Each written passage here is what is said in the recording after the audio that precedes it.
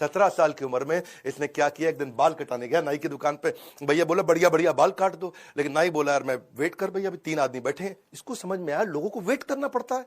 इसने का नया बिजनेस आइडिया, 17 साल की उम्र में एक पिन बॉल गेम का बढ़िया बिजनेस आइडिया कर दिया इन्होंने। पिनबॉल गेम कैसा होता है, ये समझो जैसे इंडियन कंचे होते हैं ना, उसका पॉलिश्ड वर्जन। हाँ, वहां पे टेबल लगा दी, उसमें कंचा छेद में फेंकना रहता है, तो वो निकल पिनबॉल मशीन बोलते हैं उसको। इन्होंने $25 की मशीन ली, जाके नाई को समझाया कि मेरी बात समझ भाई, तेरा इसके अंदर कोई रिस्क नहीं है, नो रिस्क प्रेपोजिशन, पैसा मेरा है, लगेगा, लोग आएंगे खेलेंगे और उनको मजा आएगा, तेरे पास ज्यादा लोग आएंगे, वेट करते वक्त वो खेलते रहेंगे। अच्छा, लोगों को अच्छा लगने लगा। हाँ, उसमें क्या सिस्टम था कि भाई 5 सेंट डालो और 20 बॉल मिलेंगी, आराम से खेलते रहो। नाई भी फ्री हो गया, बोला नहीं नहीं अभी तो किसी और के बाल काट ले, अभी तो मेरे कंचे चल रहे हैं भैया। वॉरेन बफे ने कहा कि नाई तेरे को पैसे नहीं लगाने।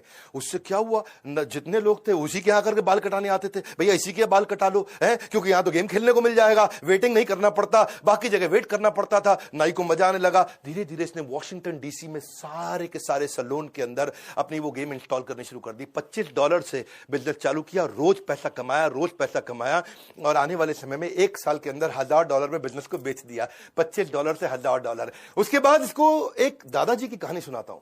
इसके दादाजी ने भी इसको एक बार एक काम पे लगाया था कि आज अपने दोस्त को लेकर के सामान उठाने का, राशन की दुकान थी दादाजी की, इधर से उठा उधर रख, उधर से उठा इधर रख, तेरे को पैसे दे दूंगा। इसने कहा ठीक है दादाजी। हाँ, काम मिल गया। एक और काम में तेज था, बहुत मेहनत करके उठाया, हाथ सूज गए, थक गए, हाथ जम गए, बुरा हाल हो गया, इतना उठाया इतना रखा, दादा ने 90 सेंट दे दिए, आधे आधे बांट लो।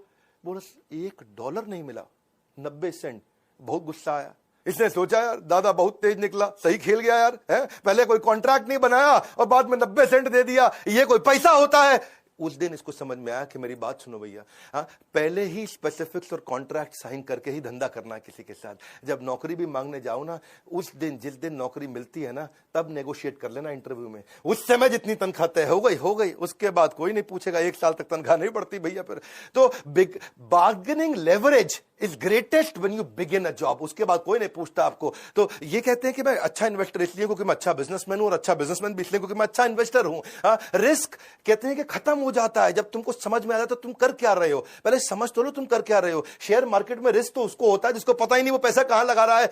ये जीनियस नहीं है, केवल इतने जीनियस नहीं, जीनियस तो है ही, जनरस भी बहुत है। जनरस इतने हैं, कहते हैं कि भाई मेरी कमाई का 1% से ज्यादा मैं अपने ऊपर खर्च करूंगा, ऐसा कुछ होने ही वाला नहीं। मैंने खाना वही $3 का ब्रेकफास्ट है जी, लेकिन वो 99% दूसरों को दे दिया, उनकी जिंदगी बदल जाएगी। ये अपनी जिंदगी में $3 से ऊपर का ब्रेकफास्ट नहीं किया इन्होंने, और अपनी सारी की सारी चैरिटी लोगों को कमिट कर दी। $37 बिलियन ऑलरेडी दे चुके हैं। कोविड